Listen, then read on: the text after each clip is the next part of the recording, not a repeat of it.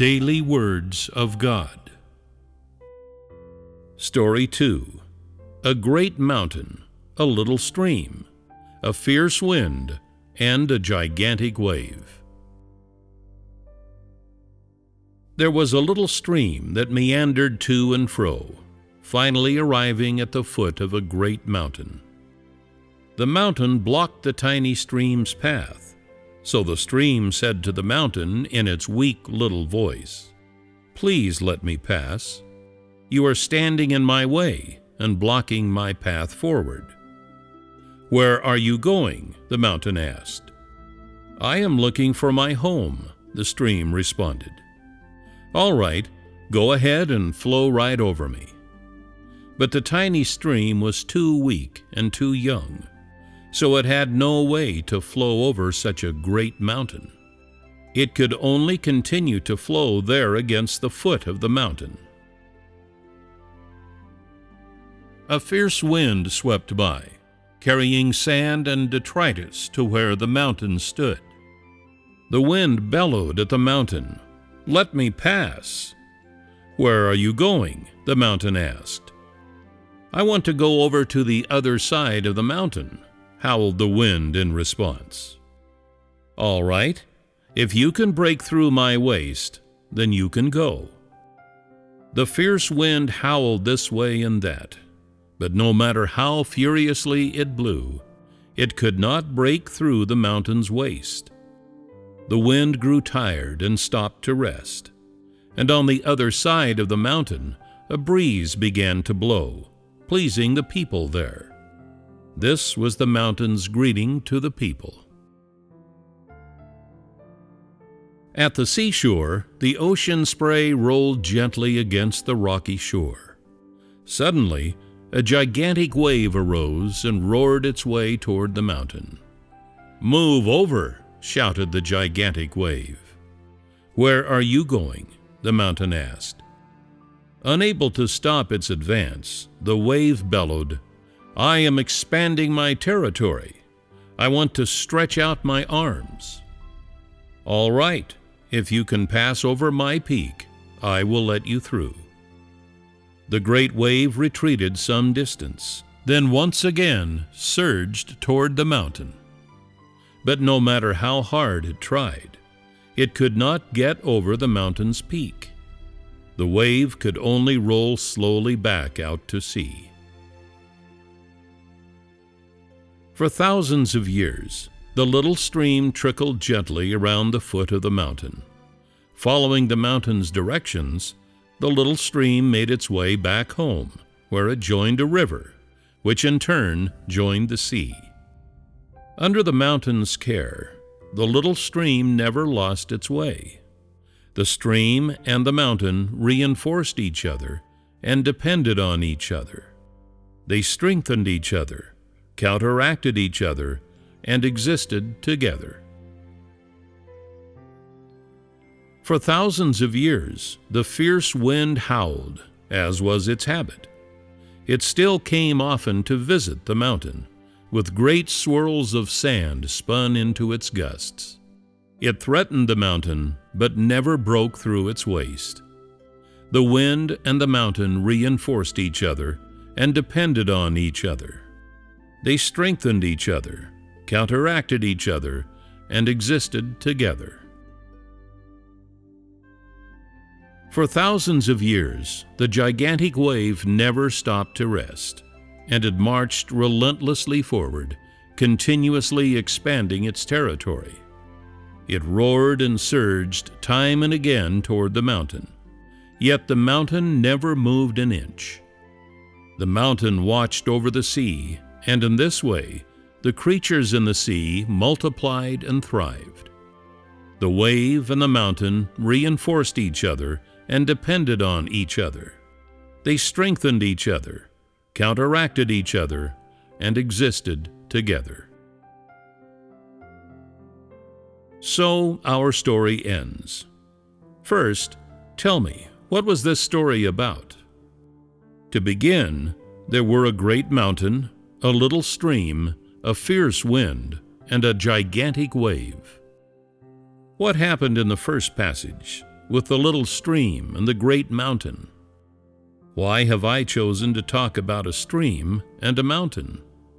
Under the mountain's care, the stream never lost its way. They relied on each other. Would you say the mountain protected or obstructed the little stream? It protected it. But did it not obstruct it? It and the stream watched out for each other. The mountain protected the stream and obstructed it too.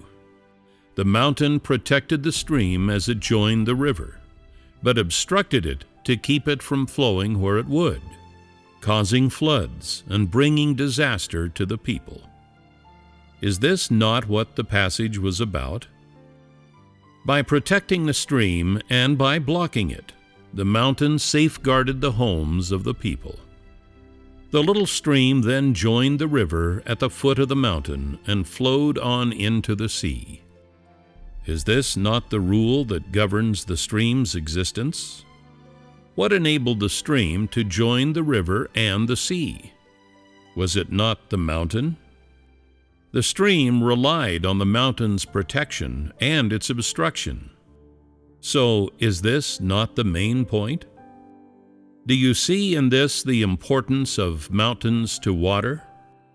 Did God have His purpose in making every mountain, great and small? Yes. This short passage, with nothing but a little stream and a great mountain, lets us see the value and significance of God's creation of those two things. It shows us, too, the wisdom and purpose in His rule over them. Is that not so? What was the story's second passage about? A fierce wind and the great mountain. Is wind a good thing? Yes. Not necessarily. Sometimes the wind is too strong and causes disaster. How would you feel if you were made to stand in the fierce wind? It depends on its strength, no?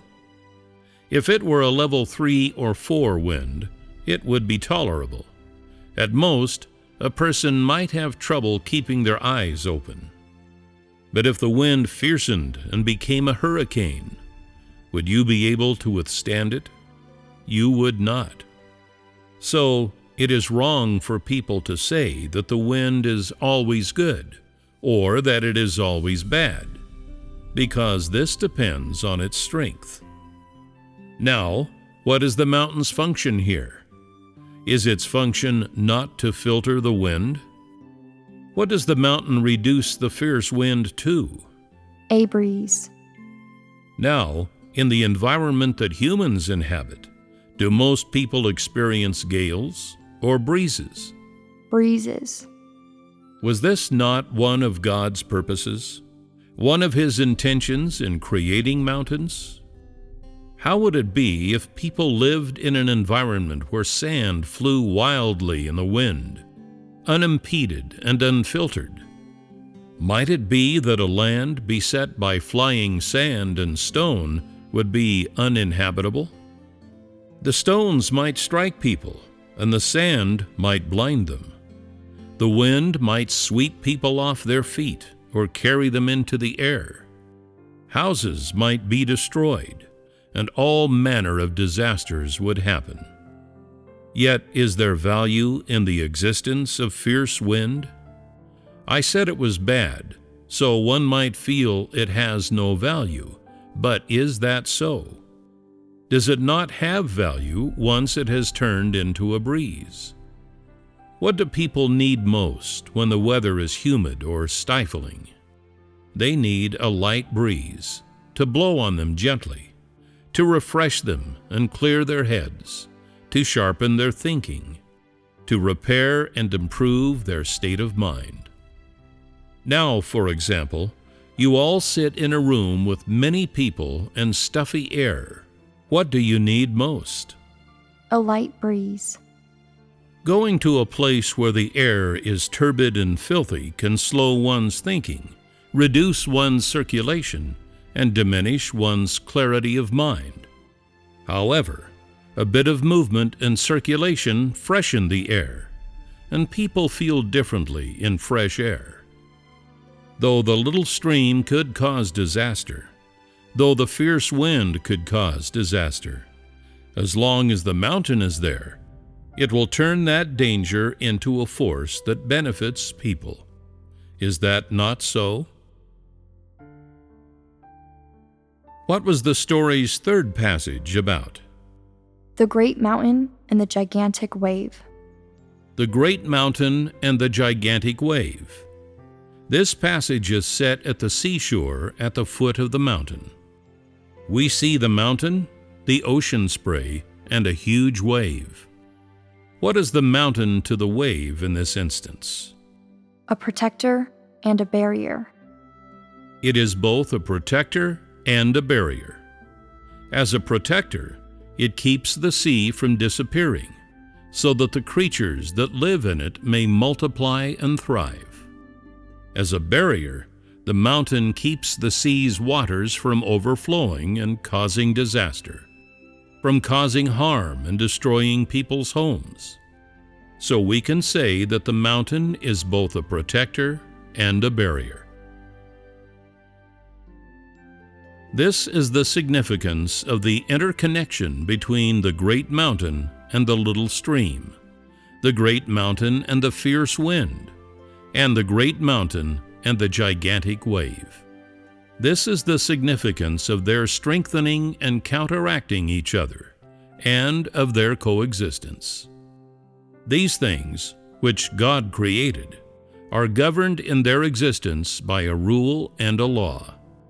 So, what deeds of God did you see in this story? Has God been ignoring all things since He created them? Did He create rules and design the ways that all things function, only to ignore them after that? Is that what happened? No. Then what did happen? God is still in control. He controls the water, the wind, and the waves. He does not let them run rampant, nor does He let them cause harm or destroy the homes people live in. Because of this, people can live on and multiply and thrive on the land. This means that when He created all things, God had already planned their rules for existence.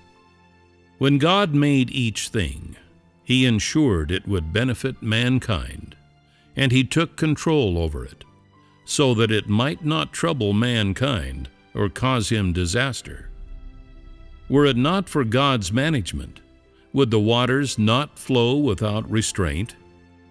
Would the wind not blow without restraint? Do the water and the wind follow rules? If God did not manage them, no rules would govern them, and the wind would howl, and the waters would be unrestrained and cause floods. If the wave had been higher than the mountain, would the sea be able to exist? It would not. If the mountain were not as high as the wave, the sea would not exist, and the mountain would lose its value and significance.